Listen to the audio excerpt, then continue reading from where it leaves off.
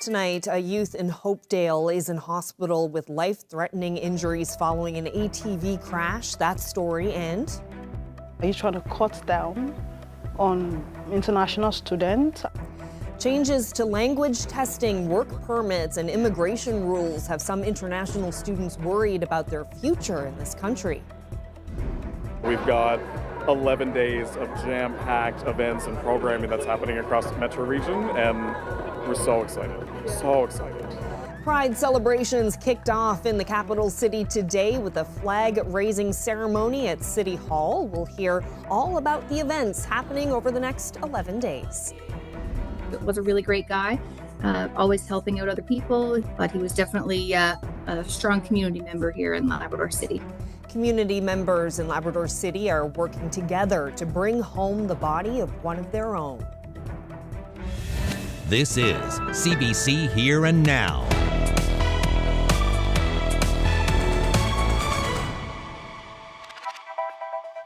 Good evening and welcome to Here and Now. As the House of Commons debates a new bill that could change the immigration system, international students in this province are in a precarious situation. Some students are already concerned about recent changes to postgraduate work permits. The CBC's Abby Cole has that story. Joy Abraham is an international student from Nigeria. She just completed her studies with the College of North Atlantic's film program. But she was shocked to find out that she was going to have to do another English test to apply for a work permit. Yeah, I did project assignments in English. I interacted with my instructors in English. We had a good time, verifiable. Of course, TV and film production, you have to interact. So exactly why am I writing an English test after I'm finishing from an award-winning Canadian institution? So I did not understand it. The test costs around $300. Abraham says after tuition and other expenses, it was money she didn't have. But the Anti-Racism Coalition was willing to help her find those funds. The English test is redundant, really. It's a requirement that already within admissions is required from non-English speakers.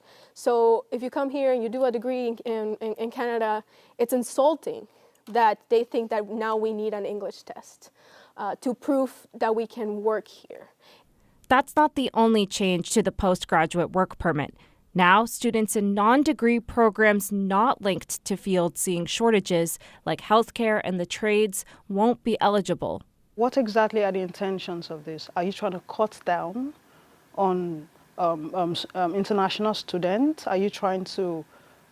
Exactly what it is? Why is it that once they've come to your shore, these changes are being made? So we need to know why these new laws are coming up.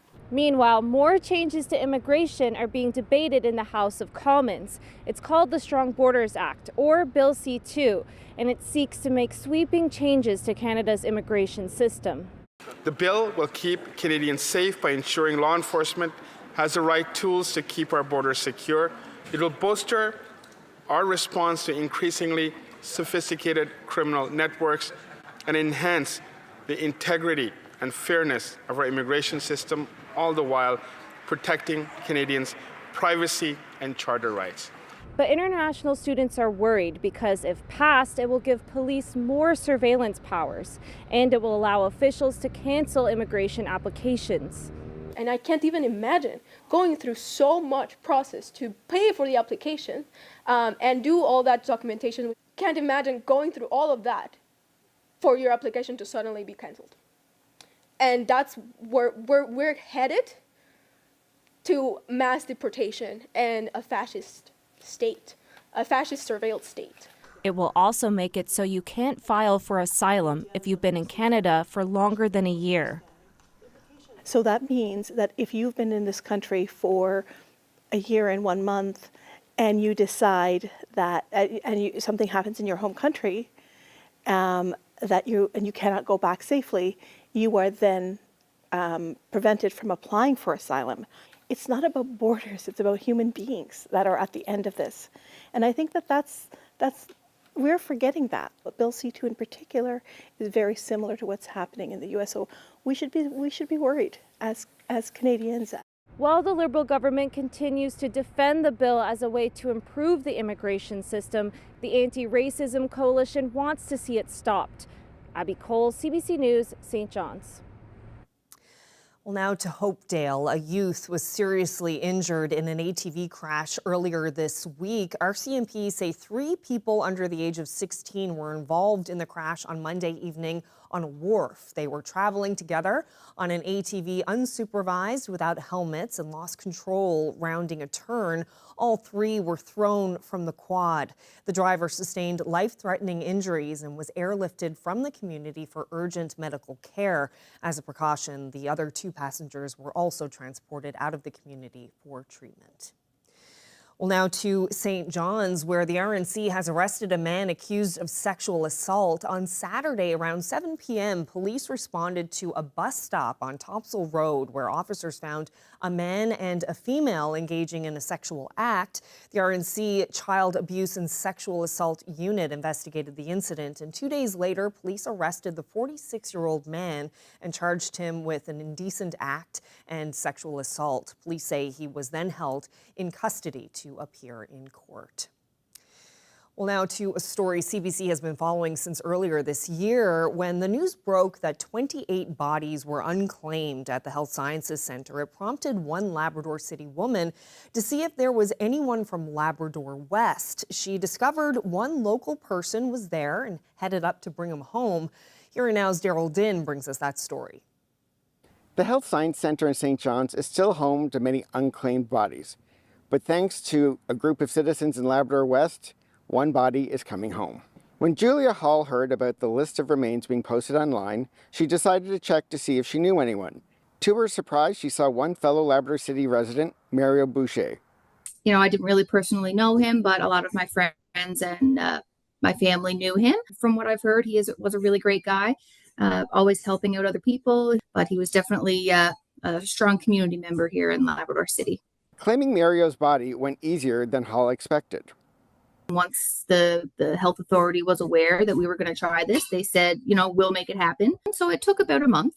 But Hall was still unsure what expenses were being covered and what they might have to fundraise for. So the government covered the cost of the cremation. They covered the cost of his flight home. So the cost was pretty minimal. And, you know, I didn't really want to start fundraising until I had a better idea of what the cost was going to be.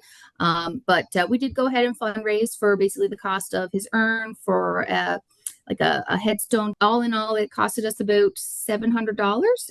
Mario Boucher's interment of ashes was this afternoon at the Labrador City Cemetery. $800 was left over from the fundraising, and that is being donated to the local hospital long-term care unit. Daryl Din, CBC News, Happy Valley Goose Bay.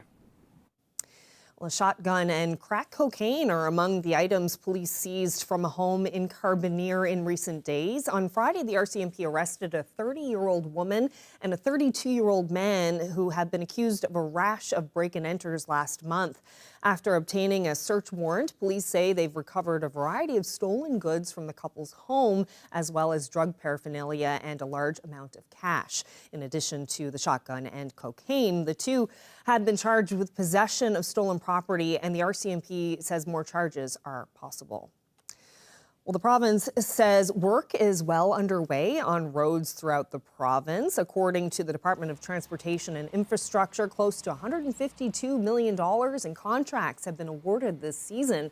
Highway roads are being rehabilitated in many parts of the province, including sections of Roaches Line, Buren Road, the section of the Trans-Canada Highway between Birchie Lookout and Birchie Bridge, as well as various sections of highway on the Northern Peninsula. Well, Newfoundland and Labrador is the only province to not sign a nationwide agreement to allow direct-to-consumer alcohol sales by next spring. The announcement was made following a meeting of provincial, territorial, and federal ministers in Quebec. The agreement is part of an effort to remove interprovincial trade barriers in the wake of the U.S. trade war.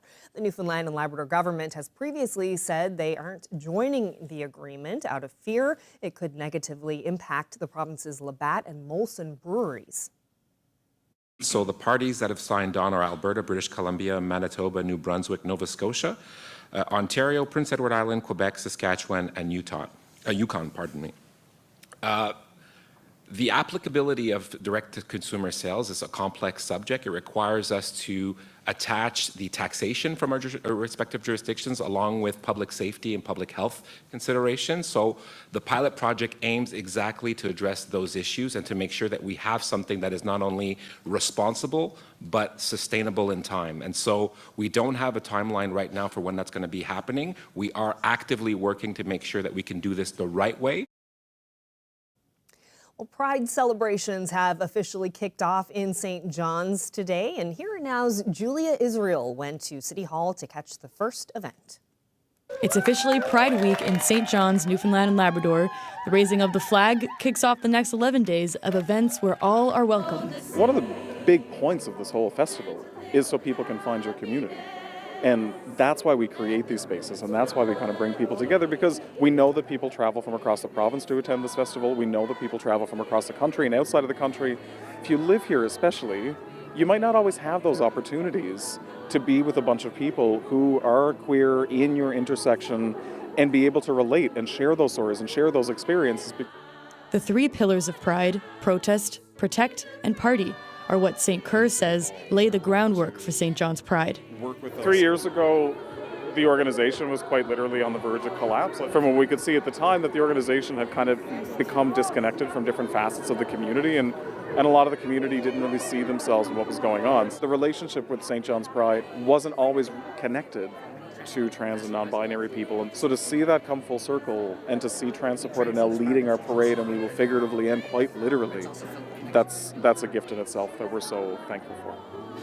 I'm really grateful for the work St. John's Pride has done at making this event far more in tune with the intersectionality of what Pride is. We are one community. We have a ton of diversity within us, and we stand in league and in solidarity with other communities that are oppressed routinely here in St. John's, in Canada, around the world.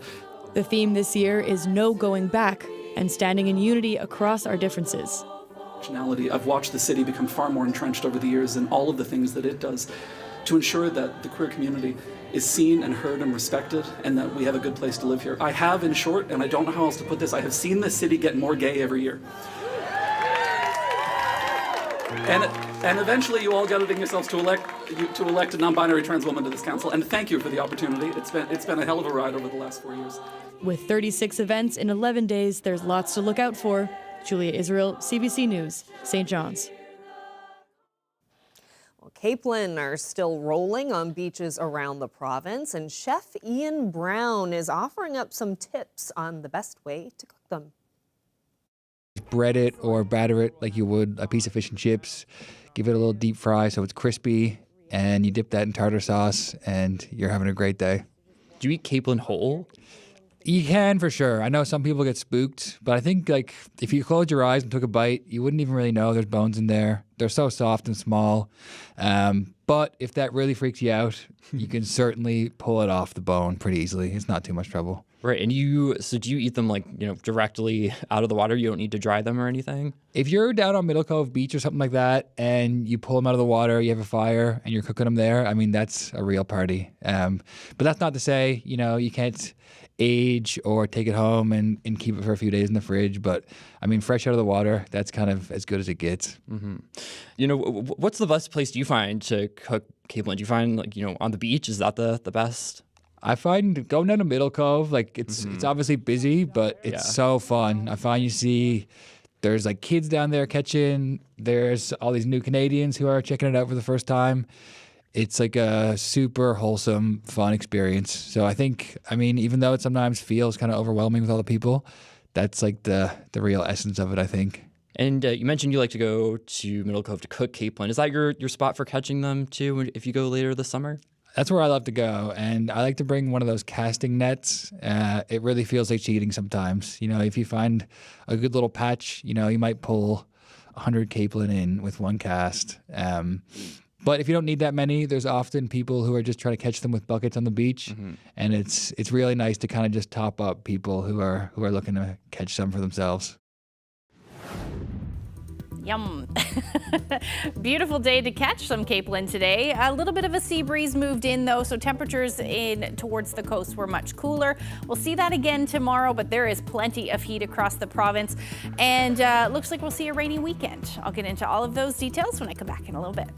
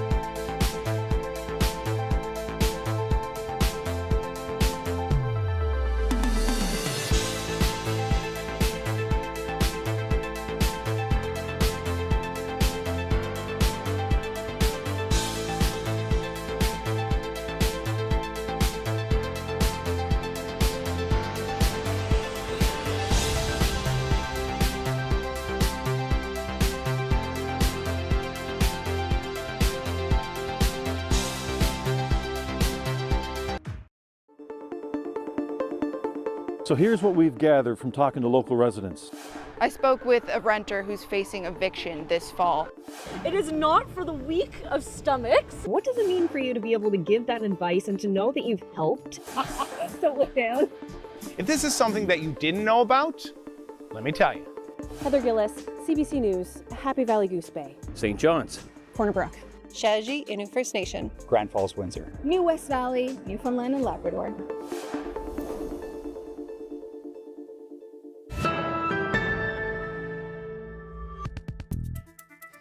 The RCMP in Harbour Grace is investigating the theft of a utility trailer. Police say on June 28th, a two-door Honda Civic stole the trailer from a business on Columbus Drive in Carbonear. The vehicle is gray or silver and was last seen heading towards Victoria. The trailer is described as a galvanized Sterling 7-foot utility trailer. Police say the investigation is continuing. And in other news, the sunny and dry summer has been a big win for many in St. John's, including the golfing community. This summer marks the 50th anniversary of Pippi Park's Captain's Hill 9-hole course, the first public golf course on the Avalon Peninsula. We stopped by today. It's been extremely busy. The weather's been incredible. June, we blew away previous records in June with just how nice it was, and actually quite dry out here, which is unusual for the spring, but it's been flat out and it's been great to see. We're celebrating 50 years. Our Captain's Hill course opened with regular play in 1975, our 9-hole original course. That was part of the Halliday Farm, and that was the first public golf course on the Avalon. Prior to that, Ballyhelly was very private and no one could access golf, and so that was a game changer. And 50 years later, we've been celebrating this week. We decided that we would just wait till July when we knew we were going to have great weather, but we had an alumni tournament yesterday.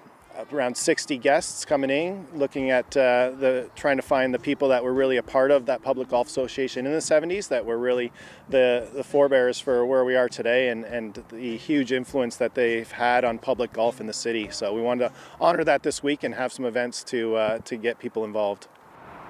This Saturday we're hosting an introduction to golf session. It's a complimentary session for anyone in the public that's never played golf. We're trying to get families out, and we've got 3 PJ professionals who are going to work with them to show them what's involved in getting into golf. Just from rules and etiquette, equipment, and just access to tee times and access to the 9-hole course, which is great for new golfers. So hosting a session Saturday morning to do that, and I think it'll be a great initiative. In our articles of incorporation in our bylaws that we are a public facility and we will stay that way, especially with one less course in town. It's very important that we just maintain access to the public, so that we're seeing so much growth in golf, especially with the younger demographic. We want to make sure that they always have a place to play, and that will be Pippi Park. Well, bookworms in Pooch Cove are marking 80 years of the local library. The Pooch Cove Public Library opened in 1945, before Confederation, and remains a hub of the community today.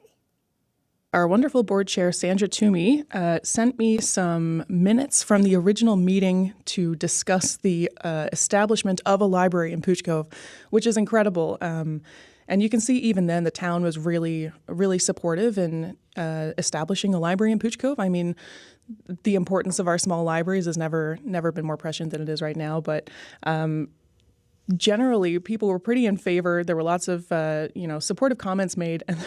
And notably, there was one Reverend Barrett who was opposed to the establishing of a library simply because he contended that, quote, Pooch Cove was too near St. John's, and that he and his son were members of the Gosling Library, which was downtown at the time. So you can imagine in 1945 trying to get from Pooch Cove to downtown maybe wasn't accessible for everybody, and perhaps is still not. So, we're really pleased that this meeting was successful, but I think there's never really been more reason to support our small libraries than there is now, and we're just kind of happy to celebrate that establishment. I mean, the community has really rallied around the library, especially in the last number of years. Our board is incredibly active, and they've got lots of programs there. So, we're really excited to be able to celebrate all of the work that's gone on in the community in the last 80 years and continue, supporting our patrons and the communities that we serve. So, really exciting.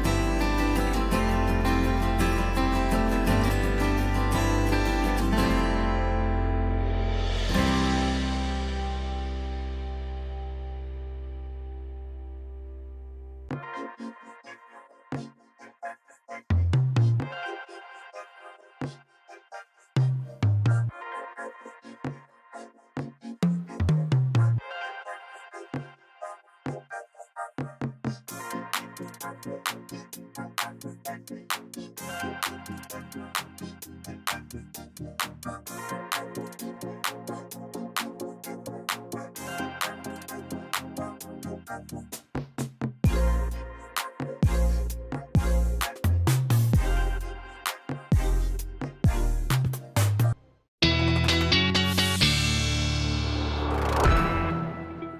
right, Ashley, time for a look at the forecast and just some beautiful weather out there, just day after day. It feels like it's never ending, but of course it will. Of course, it always does. And apparently this weekend, at least in the east. That's right. That's right. Yeah, it certainly looks like we'll see some rain.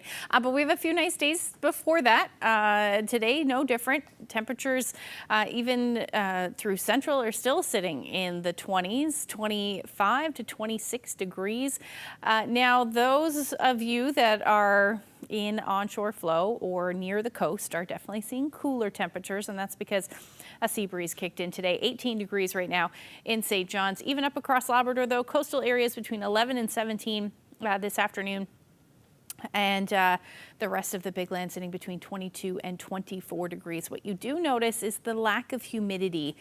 And that is going to be a trend that continues, at least across the island. We'll start to see a little bit of muggy weather as we end out the weekend, beginning of next week. But most of that humidity will be up across Labrador, but it will not be until the weekend. But it is going to feel very humid starting on Sunday, but really into Monday. This is also going to be combined with some fairly just downright hot temperatures. You're going to be feeling, temperatures actually sitting in the 30s, but feeling more like the mid 30s, maybe even upper 30s by the time we get into next week. So certainly lots of heat on the way. As we head through tonight, though, not a whole lot to talk about weather-wise. In fact, most of us will be seeing partly cloudy or even clear conditions through the overnight. Very much like last night, low-lying areas are going to see those temperatures dip into the single digits, really. That will be the story through central and then up across parts of Labrador as well. The other thing is some fog patches. Mainly will be along southern areas of Newfoundland towards the Bonavista Peninsula and the Burin Peninsula. Coastal areas will likely see some fog patches, but that will retreat to the coast by the time we get into tomorrow morning. Temperatures, there you go, 10 to 14 degrees. Again, low-lying areas through central. Don't be surprised to see your temperatures dip 4 or 5 degrees overnight tonight. That means there is a slight risk of some frost. And then Labrador, you're looking at temperatures tonight between 7 and 10 degrees. Across the board, we're looking at light winds. As we head into tomorrow, another beautiful day for pretty much everywhere. Plenty of sunshine across Labrador. Again, these light winds that we're going to see are going to lead to that sea breeze. So anywhere where we're in onshore flow, where you're towards the coast rather, I expect those temperatures to be a tad cooler. Now, as we head into the evening hours, we'll start to see some cloud cover move in, even more so as we head into the overnight period, and that will be the story for Lab City as well. By the time we get into Friday, you are looking at some much more unsettled conditions with the potential for a few showers. Really nothing in the way too significant, but you're certainly looking at that chance. So again, those light winds will continue tomorrow. That sea breeze, look at that, temperatures 15 to 16 degrees from St. Anthony through to Twillingate. You head further inland though through central, 25 to 28 degrees tomorrow. Plenty of sunshine expected across the island, of the Avalon rather. Bit of a tricky forecast. Again, it will completely depend on where you are. Towards the coast, temperatures 20, 22 degrees. Further inland, much warmer. Clarenville, 27 degrees. And then the south coast as well. You won't be dealing with fog, but you will be dealing with some of those cooler temperatures, only sitting around 18 degrees tomorrow. Labrador, a beautiful day. Lots of sunshine, 27 degrees for Happy Valley Goose Bay. Same thing for Lab City. Winds not overly impressive, a bit of a breeze, giving you a little bit of a break with those winds either out of the northwest or southeast, gusting somewhere between 20 to 25 kilometers per hour. And then towards the coast, temperatures will be sitting around 20. Like I said, there is a significant warm up. I know 27 degrees is mild, but you could be nearing the 30-degree mark by the time we get into the weekend and into next week. And I will break it all down for you coming up a little later. Great. Thank you so much, Ashley. Well, a Toronto-based research team wants to hear from Canadians, especially Atlantic Canadians, about their experiences with the healthcare system. It's called the Our Care Initiative, and it's a national survey done every few years to gather data about the state of primary care. Just over 9,000 Canadians took part in the last survey in 2022, but not many people in this province took part, and that's something the group hopes to change with this next survey. Dr. Tara Kieran is a family physician and the principal investigator with Our Care, and she joins me now from Toronto. Thank you so much for being here. Thanks for having me. So can you start by telling us what your group hopes to accomplish with this national survey? You know, it all started back in 2022 when we embarked on Our Care, which was really an initiative to understand patient and public views about how it is that we can do better in the primary care system. And over the course of 16 months, we heard from nearly 10,000 people who told us not just about their experiences of care, but also what they wanted to see in a better system. We distilled all that they told us in kind of these 6 statements that we call an Our Care standard. And it includes things like everybody having a family doctor and being able to see them in a timely way, but also having a relationship with them that's ongoing, and having care that looks after your whole person, and being able to get access to your records, and, ensuring your care is free from discrimination. So there's a number of things that we heard that we know people want to see in a better primary care system. And now what we're doing is we're going out to do another survey to see to what degree are people's experiences with primary care actually living up to what it is that they said that they want. And our hope is that by people taking this survey, we'll be able to put data out there for policymakers, for advocates, for clinicians, and others to use to understand where are the gaps in care that they need to focus on, and where in Canada are things going well, and how is it that we can learn from each other as well. Mm-hmm. So I understand the last survey, not too many Newfoundlanders and Labradorians took part in that particular one. So why do you want to hear from more Newfoundlanders and Labradorians in this survey?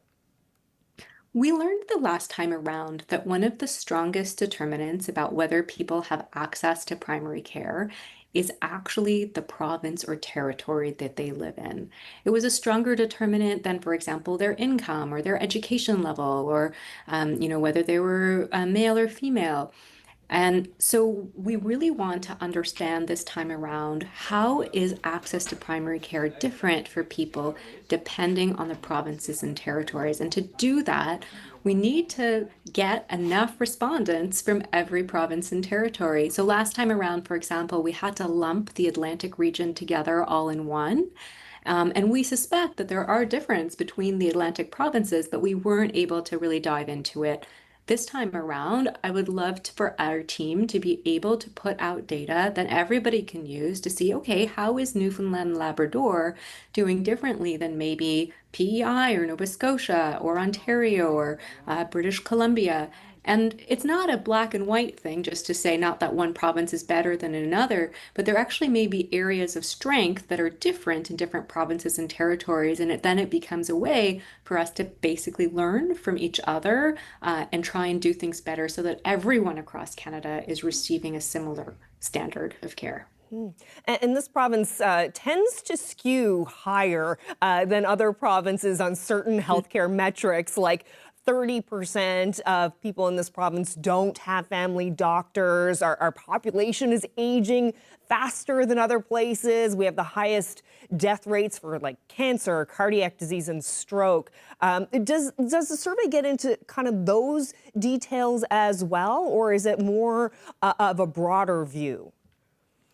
The survey is focused really on people's experiences with primary care and also related aspects of the health system that people told us was important to them when it comes to staying healthy and having primary care. So we do ask about whether they have a family doctor, How long does it take for you to get in to see them when you have an urgent problem? How far do you need to travel to go and see them? If they're away on vacation, can you see another member of the team? Do they work with other health professionals in their practice? So there are actually quite a few details around primary care access. Okay, so if someone does want to do the survey, how can they do it? How long does it take? When does the survey close? Like, what's the deadline? Yeah, so just go to our website, ourcare.ca. The survey itself should take about 10, maybe 15 minutes, and it's open to everyone until July 30th. I say everyone, it's meant for people 18 years and older who live in Canada. Dr. Tara Kieran, thank you so much for your time. Thank you for having me.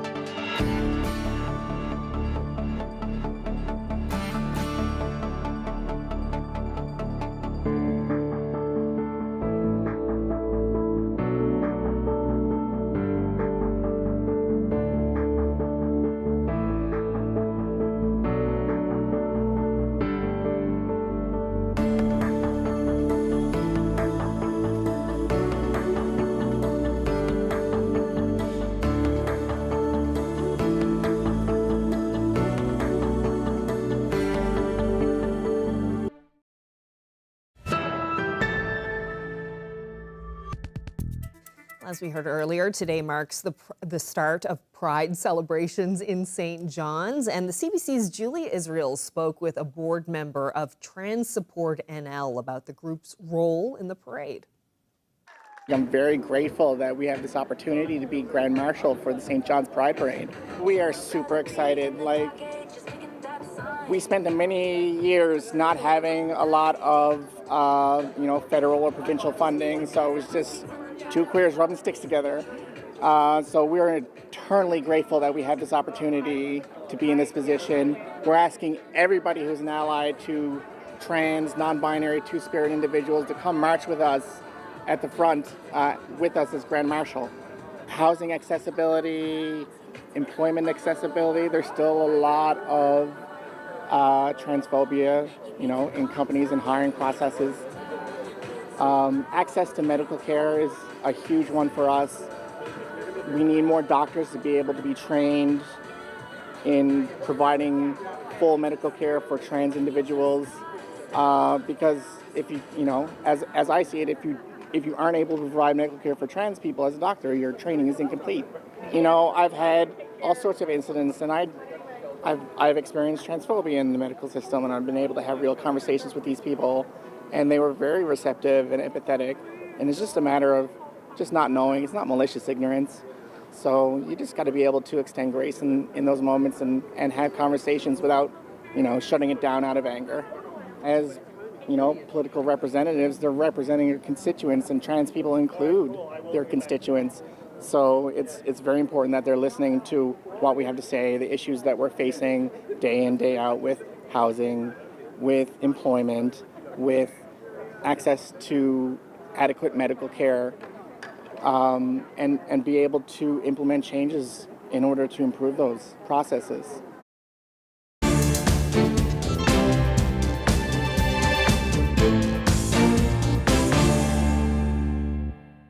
The Department of National Defense says it's taking very seriously the arrests this week of 2 armed forces members. They're accused of being part of a terror plot that involved seizing land in Quebec. Extremism within the Canadian Armed Forces is an ongoing issue, not a new development. As Evan Dyer reports, there's a growing demand for more robust action to deal with it. I would like to say that I'm surprised, but I'm not. Professor Andy Knight says his own interviews with radicalized Canadian soldiers and ex-soldiers done at the military's request convinced him there was a problem. There were some individuals that joined the military to learn the skills. One individual said that he joined the military to learn how to kill brown and black people. Military service gives soldiers like these Vandus infantry training in military weapons and tactics. For an extremist, there can also be opportunities to steal equipment hard to get elsewhere. The accused in the Quebec plot had a significant amount of military kit. So you have the arms, now you have the training. There are explicit attempts to recruit people with military experience, whether they're former or whether they're active. Police say the 4 men were seeking to create an anti-government militia and aim to seize and hold a parcel of land. So is that the first stages of creating, this white ethno-state that so many far-right actors and accelerationists, for example, are interested in? If the allegations are proven, this wouldn't be the first time a former or active Canadian soldier has been caught up in extremism.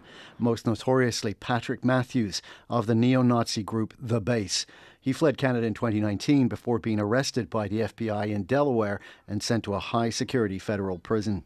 A 2022 report found rising extremism in the ranks. Experts say the military needs to do a better job of identifying those who wear the uniform for all the wrong reasons, both those who try to join in the future and those who could already be there.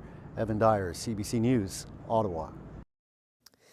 Well, Ukraine says Russia has carried out its biggest attack of the war to date.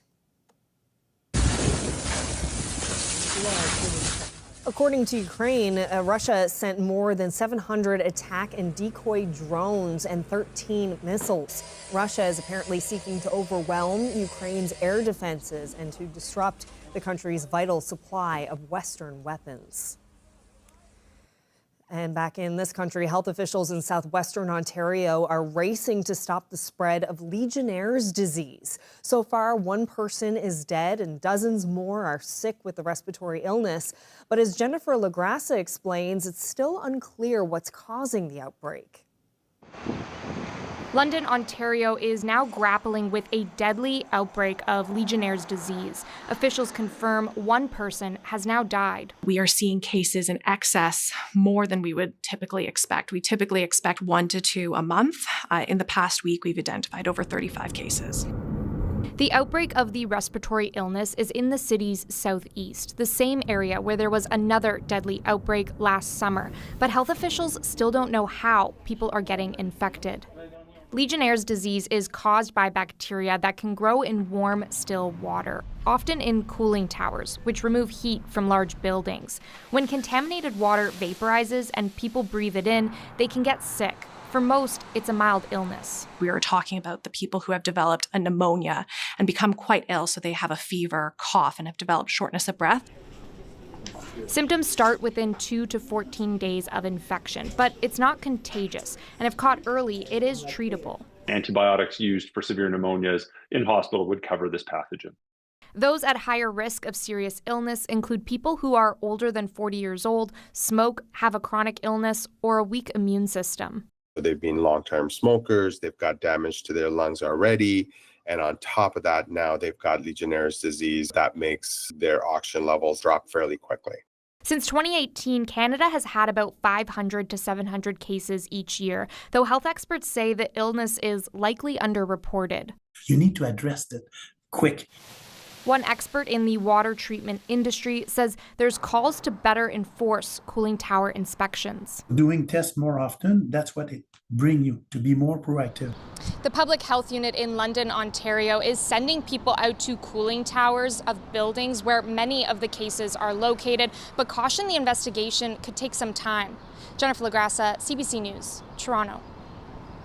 Lithium-ion batteries power everything from cell phones to electric bikes and e-scooters, but in recent years, they've also led to a dramatic increase in fires. And that's prompted an awareness campaign in Toronto to remind people of the dangers these batteries pose if not used or charged safely. Dale Minuktuk reports. 9-1, lithium-ion batteries can burst into uncontrollable fires when they reach a state called thermal runaway. That's when devices are overheated and the battery destabilizes. That has Toronto Fire reminding people to be careful. They're almost impossible to put out. That's the problem. And they give off such high levels of heat and flame and toxic smoke. They become very, very difficult to extinguish. So when firefighters are approaching these types of fires, they know they have to do so in a very specific manner. They cannot be put out by water. Fires caused by lithium-ion batteries can be cooled, but firefighters essentially have to wait until the battery discharges and self-extinguishes. For the second year, Toronto Fire and the city are launching their annual public safety campaign. Fire services responded to 29 fires caused by lithium-ion batteries in 2022. That nearly doubled to 55 in 2023. Last year, there were 76, and 2025 is on pace to surpass that with 43 incidents year to date. Well, certainly we would like to see more regulation because that does mean higher levels of control. We would like the citizens of Toronto not purchasing devices potentially online if they're cheaper. So we have a UL certification sticker. At this bike store along the Danforth, salespeople are often reminding people to exercise caution, ensuring consumers purchase bikes with batteries that have been thoroughly tested. Some really horrendous things can happen. And it's usually unfortunately caused by a non-UL certified e-bike or an e-bike that is improperly charged or has an issue with it. Lithium-ion batteries are generally safe, but can become dangerous if damaged, tampered with, or improperly charged. The city says many of the recent fires were caused by attempts to modify or extend the life of batteries. Some things to look out for include the battery making a funny hissing sound, if they notice any leaking of smoke or fluids from the battery, if it's changed in shape at all, or been exposed even to high levels of heat. The city is reminding people to not tamper with batteries, keep them in sight while charging, only use certified batteries, and dispose of them properly. Dale Minuktuk, CBC News, Toronto. Well, Mattel has unveiled the first ever Barbie with type 1 diabetes. It debuted alongside a doll made in the likeness of a British model who herself has diabetes. There's now a new type 1 diabetes mainline Barbie doll that people can buy and feel reflected by, and children can play with and see themselves represented in such a iconic Barbie doll. Lila Moss, the daughter of supermodel Kate Moss, says it's exciting to be able to represent the community. This Barbie has accessories like insulin patches, an insulin pump, and also a glucose monitor. The doll maker says it's partnered with diabetes charity groups to design the medicine equipment. Mattel has previously released a Barbie doll who's blind and a Barbie with Down syndrome.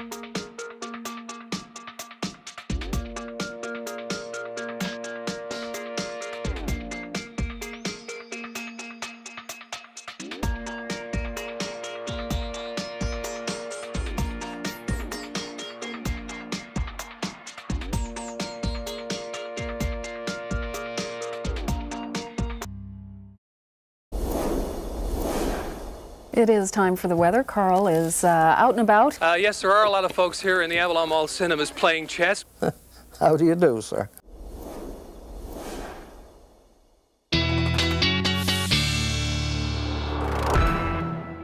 I don't know about you, Ashley, but I love a good time lapse of St. John's Harbor, and this is a good one. The fog monster making Yes. its appearance. I love how it just rolls over. Yeah, in the sunshine, beautiful day, but I bet you it's cool. It was cool down there with that fog rolling in. Oh, it certainly was. It's gorgeous, though. Yeah, I love it.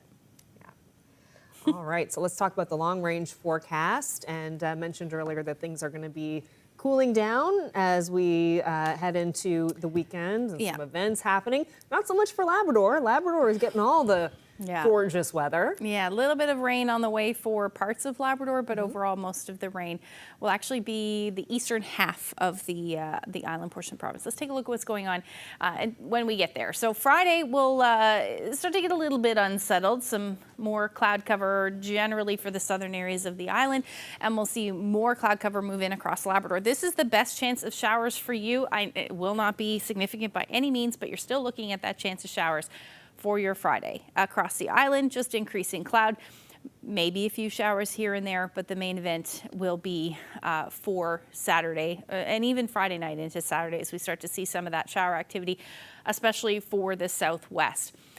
Temperatures are going to be warm again.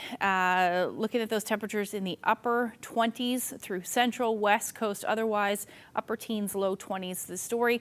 Then for Labrador, most areas will see those temperatures somewhere between 20 to 29 degrees, the warmest again through central areas of Labrador. So around Happy Valley, Goose Bay, Upper Lake Melville area, you're looking at your temperatures nearing the 30-degree mark. I wouldn't be surprised if you hit it through the day.